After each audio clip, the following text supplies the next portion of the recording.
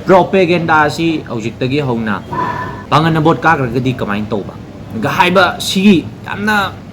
disturbing oiba haiba tare ko lamdam sigi tongan ba hiram kayada thoidok hendokna masat nairaba mi kayaga ipak tv news ga akhanana unaduna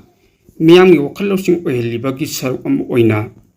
ngasi yamu unajari ba mi yasidi lamdam sigi oiba issue khudingmakta mangjil thana saruk yadun lakliba miyamnasu cyclist Rohan haina thoidok hendokna sakhangnariba oza Philem Rohan singni ahan bamukta da ozabu ipak tv news gi maiki degi thakat pa phongdokjari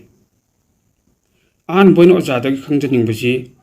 haukiba kumja 2023 gi me gi tang ahum dagi maitei amadi kuki gi marakta irang achuba ma horoktuna ngasi phawbada normal oiba ngamdana leiba phibam asida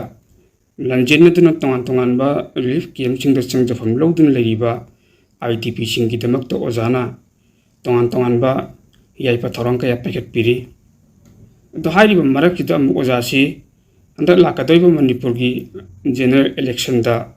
moirang AC dagi Mikhal Thengnarani haibagi pawamsu miyamna khangnare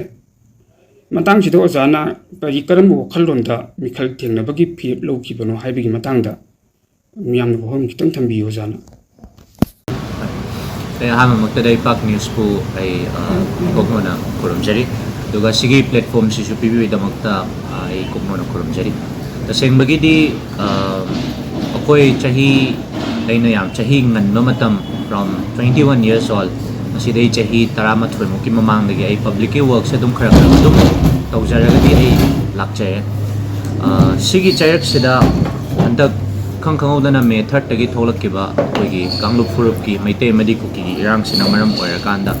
another extra step amaga aije thangjan jarakanda mayamgi initiative ta yaujabani mayamna su hena thoido hendokna khangbire andak paliba government paliba regime center amadi koigi state ta leiba koigi sarkar sina raja gi kholausi phajana tabiraktawa in the meantime koi prajana tawhaningba mayam amasu tawraktaba adagi tongan makal mathelgi incident mayam se thoba matung simaksida da akoigi voice tabiraktaba masina maram oirakanda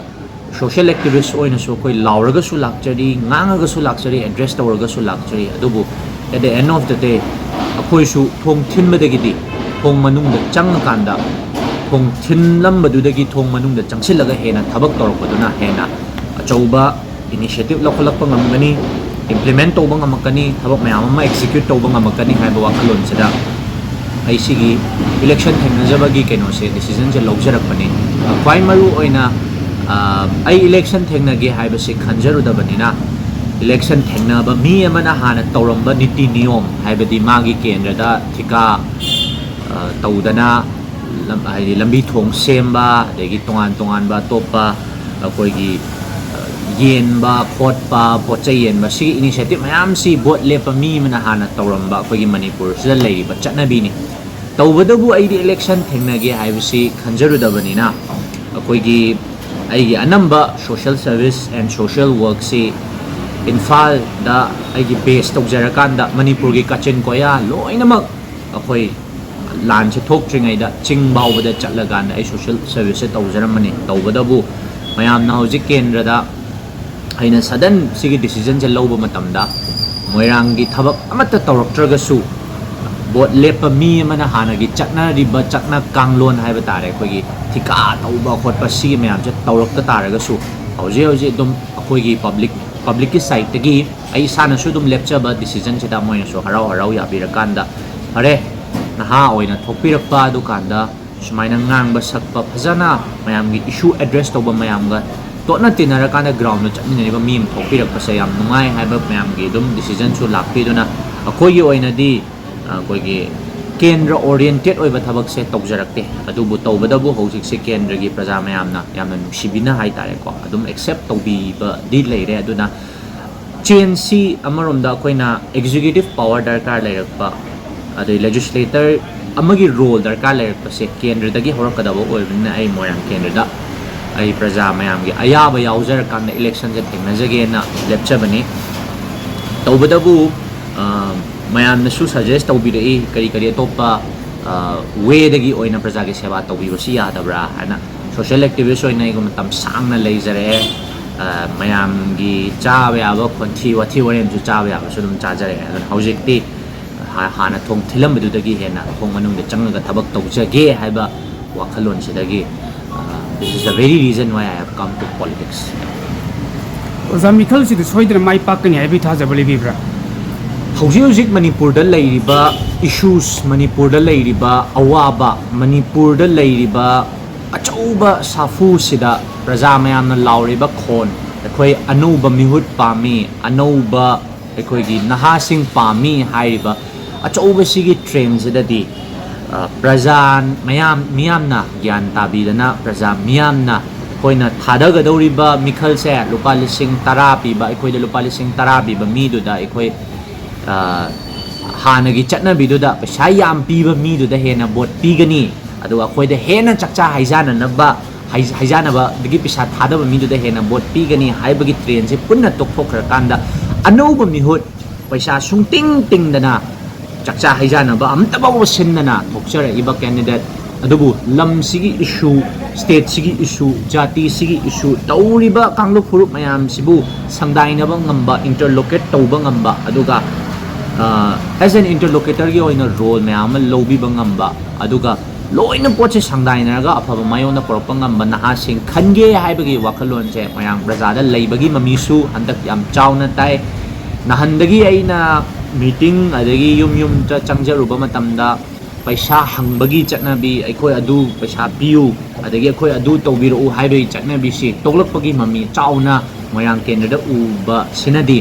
soidana maki ai mai pakani haibagi chapchaba achouba su leijai masi overconfidence nachade praja sina ola iba ihau sidani praja soire praja yadre haiba poche handaki matangda praja soidana maki praja gyan tare praja na awon ma pore haibase ai isamaksu election thingnagadori plus praja mayam ga loinana laugadori ba decision thadagadori ba boche Rohan Philem na mamang thajaraga Rohan Philem na candidate oizabagi wa khaktani tawbadabu kamin na doi sidi prajani aduna hoi mayam nyam toina haibiba wai machum chaba machum hairisi mai magi haying hidden agenda personal agenda gi loina mak tholakani ekoi di gari pareng thaudana bot khombagi adugi capacity su leijade mioi chama lisingda chak chana naba chaksa haijana naba pisa thadana naba pisa su koi leijade tawbadabu aikoi gidi yumthong kuding la kanda yumthong kuding da leiriba ichilenau sing yumthong kuding da leiriba praja sing yum chang dana handak si awan mamtang di por orasi purakadori ba awan ba se Rohan khaktagi awan manate Rohan na MLA oina Rohan na legislator oina sakti pai hai banate handaki pochedi praja mayam punna gyan ta hause hai ba Mikhal ni soidana makisu ai mai pakani haibagi achoba thajaba lei kari maram gino haiba matamda amukka su panjarabada praja mayam handaki soidana maki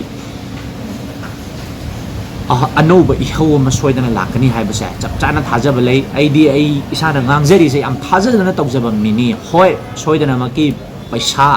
ga achoba lanpham amadi lakani adubu paisa amadi praja gi ihau sida soidana praja na ngamgani haibase ai achoba chepa thajabani ai praja ga loinana chapmina je thakajai oja jauzik si Mikhal thengna bsoja Manipur dadi vote card ngai Mikhal pangthok ngai dadi praja gi adu tawgani anda tawgani development gi matang na ko yam praja na thajana na ba sinana ba vote ka ba ngamna na ba yam tawne oja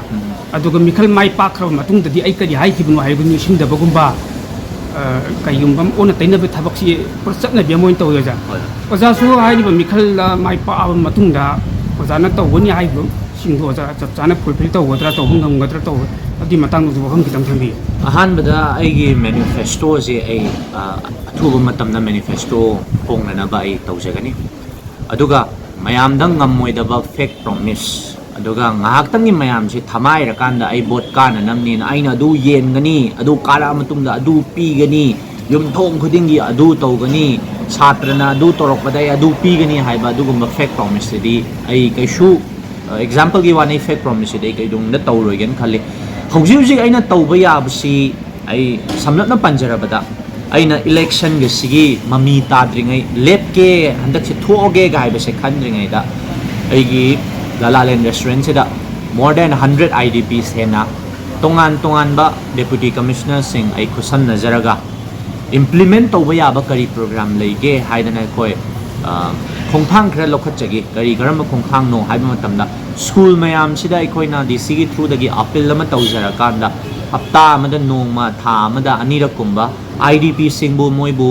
hingnanabagi lanfamda livelihood initiative khara hogdok minasi haidana masigi program je hogdok padagi yam da khoi Bishnupur adagi Imphal East and West agi punamiyo chama henba khoi thabak pibang ngamgi hauzik su madugi initiative tu chathari masigumba initiative si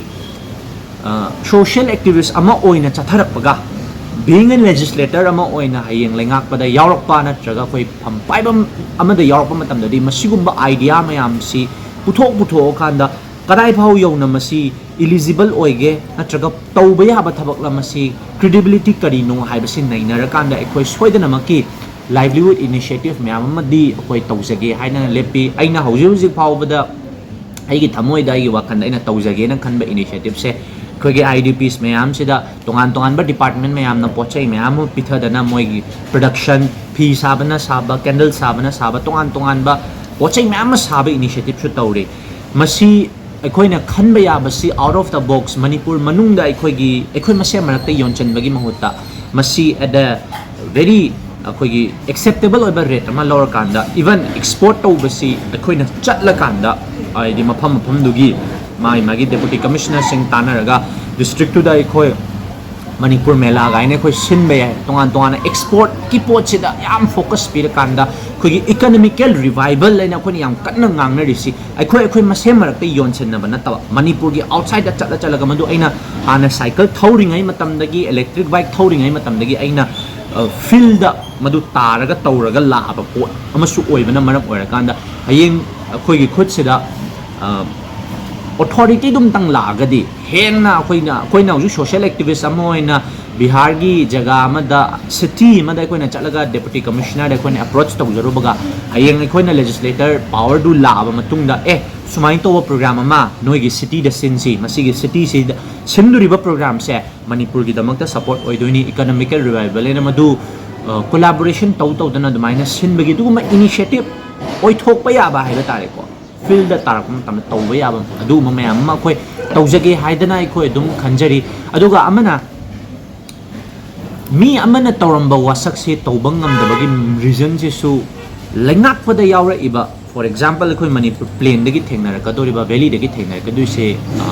khoi gi mioi nipu ni ai isa yaur kan mioi nipu se da ai tomna wasa amakanda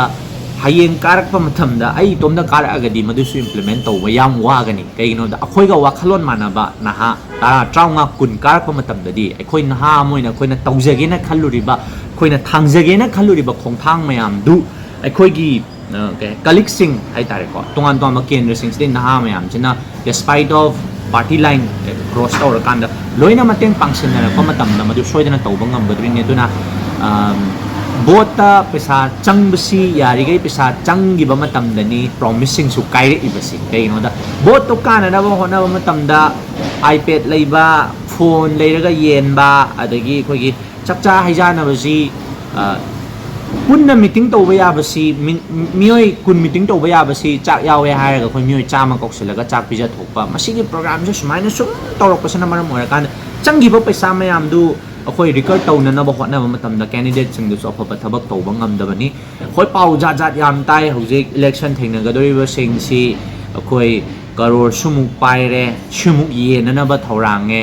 aduna Rohan mina lising mga yen na nang lupa lising amamam haudi yelu ga haibasi mayam ni suggestion ni haiba tare adu akhoi di kari matik leidana akhoi di lising ama bawa yen bagi akhoi da kaino leigani sakti capacity leigani adu akhoi na hojik yam kana tawdoi sidi praja mayam da chat tana koi physically mayam da gyan tahanba ngangba haiba mayam na gyan tabiraba matam da awon ba se mayam na soidana porakpige khallagadi soidana makia chauba awon ba mande koi purakpa ngamgani na khalle duna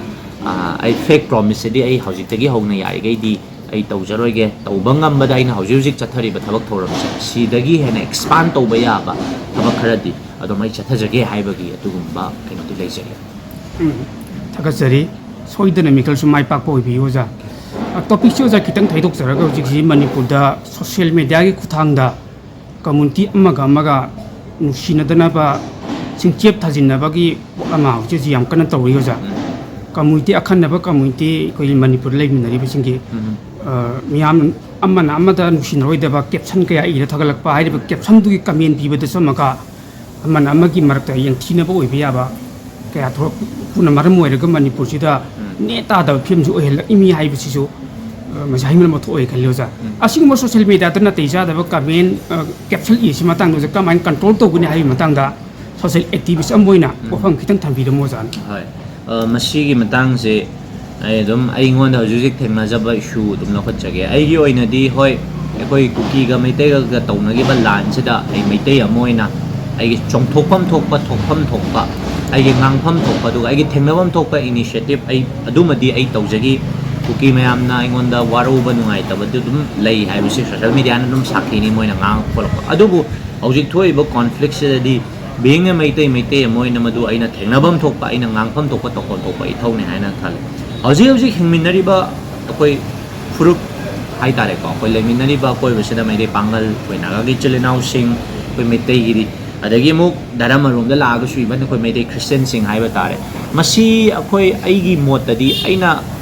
chapma na ba mi eng amada yengjara kana ngasi bawbada tanglu furup ki thabak thoram se anamana makok khajaraga ai dom any incident ama tholakpa kaino me tholakpa ai dum chachari aingonda yamna nahandagi yam disturbing wa yam nungai taba incident ama sum aingonda sum ngangsilak pa election ga sum mari leinana ar ko se Mikhal lai basi aphaba mihut tanglu furup ku loina manana yengba ngamba magi aigi naidana phajana thabak tawba ngamba duni koina hayem praja mayam gi leader ni na tho kanda tawgadoisi hojik ai moirang kendra da election thokpa matamda akoi moirang dagi as far as akoi na hojik kan ngangna bada ai ga tharaga mioi ahum natraga mari di thokpa yana lei hai thokta da koi gi inao masu election thoe hai dana main tai propaganda si hojik tagi hongna pangana bot ka ga di kamain tawba ga haiba si tamna disturbing oi ba haiba tare ko tabada yamna nungai taba incident akeno si sum tahalli na kong sida aina khalle aina lep ka doriba election je maitai gi election khaktara maitai pangal khaki election khaktara natraga naga sing khaktang yengchen ya na lepe ba election na natte aina lepe ba election se de moirang du da tari ba kanglup furup loina maktu mamang thakta misunderstanding mayam ma lai khre ka su mayam ne hena khangbiri duni aina any maitai pangal gi thabak thoram tholok pada ngasi bawa makok chingaga ai chachari nagagi any incident ama tholok matamda makok chingaga chachari maitai gi tholok matamda adu makok chingaga chachari aduga hojik election hi su khudong chaba lawraga thadare iba venom ji akoi gi kenoda community based oiba politics sama pusalake tawbai mami ma di even masi kanglu furup ani maktagi haiba tare ko masi yam kanna tawi aduga aingonda yam kanna hojik themi basi aingonda kanna haire isi kanana thadok kono haiba question yam hangni aidi karamtana thadok panatte adom na yamna akhuba mityeng da yenga tawgadoriba agenda mayam amasu aina being a social activist hana dagi hongna maitai pangal maitai gi chelnau sing aina taisena ba kanna hona jarapa initiative seda hena hayeng legislator ama oina lakpa matamda hena madugi mari do chachena na ba adagi social media da tho iba sigumba ngangna chaina bagi poch su phanayamna khoida yengthina ba leiraga su thabak no oina uchara kanda any haji maitai pangi thabak thokpada hauji tagi koina election gi mamang dagi mamang thak tagi law thok tringai dagi aina mamang tharaga changer is maina ayeng legislator or aba matam na so any awana mada mamang tharaga changer gi aba dugi initiative to dani aduna social media bu season na biri by channel na maroi na maitai mani maitai pangal chinda ai maitai pangal gi chelinaw sing na pirakpa comment adum yamna nusi ba ingonda khoi yamba rohandi masi bawa maitai pangal gi adugi khaidaba mini ma de adudana hayeng ma gumbana election je mai pakla agadi akoi soidana maki maitai pangal amadi maitai gi marakta mari chechena gani ga haiba positive oibo comment haiba tare ko adagi mo akoi gi muslim thokchari ba ꯀꯦꯟꯗꯤꯗꯦꯠꯁꯤꯁꯨ ꯑꯩꯈꯣꯏ support ꯇꯧꯖꯒꯅꯤ ꯇꯧꯕꯗꯕꯨ ꯍꯦꯟꯅ ꯑꯩꯈꯣꯏꯕꯨ ꯁꯪꯗꯥꯏꯕꯤꯕ ꯉꯝꯕ ꯑꯆꯨꯝꯕ ꯂꯝꯕꯤꯗꯨꯗ ꯑꯩꯈꯣꯏ ꯄꯨꯔꯛꯄ ꯉꯝꯒꯗꯕ ꯃꯤꯗꯨꯗ ꯑꯩꯈꯣꯏ ꯁꯄꯣꯔꯠ ꯇꯧꯒꯅꯦꯕ ꯄꯣꯖꯤꯇꯤꯚ ꯀꯣꯃꯦꯟ ꯃꯌꯥꯝ ꯑꯃ ꯎꯔꯤ ꯑꯗꯒꯤ ꯑꯩꯈꯣꯏꯒꯤ ꯃꯩꯇꯩꯒꯤ ꯁꯥꯏꯠꯇꯒꯤꯁꯨ ꯑꯁꯤꯒꯨꯝꯕ ꯄꯣꯖꯤꯇꯤꯚ ꯀꯣꯃꯦꯟ ꯃꯌꯥꯝꯁꯦ ꯄꯤꯕꯤꯔꯒ ꯄꯨꯂꯞꯅ ꯑꯩꯈꯣꯏ ꯍꯥꯏꯗꯤ ꯃꯥꯟꯅꯕ ꯈꯨꯟꯅꯥꯏ ꯑꯃꯗ ꯍꯤꯡꯃꯤꯟꯅꯅꯕ ꯑꯩꯈꯣꯏ ꯇꯧꯃꯤꯟꯅꯁꯤ ꯑꯩꯒꯤ ꯑꯑꯣꯟꯕꯁꯦ ꯀꯦꯟꯗ꯭ꯔꯗꯒꯤ ꯍꯧꯒꯗꯕꯅꯤ ꯑꯩꯒꯤ ꯂꯩꯀꯥꯏꯗꯒꯤ ꯍꯧꯒꯗꯕꯅꯤ ꯑꯗꯨꯗꯨꯅ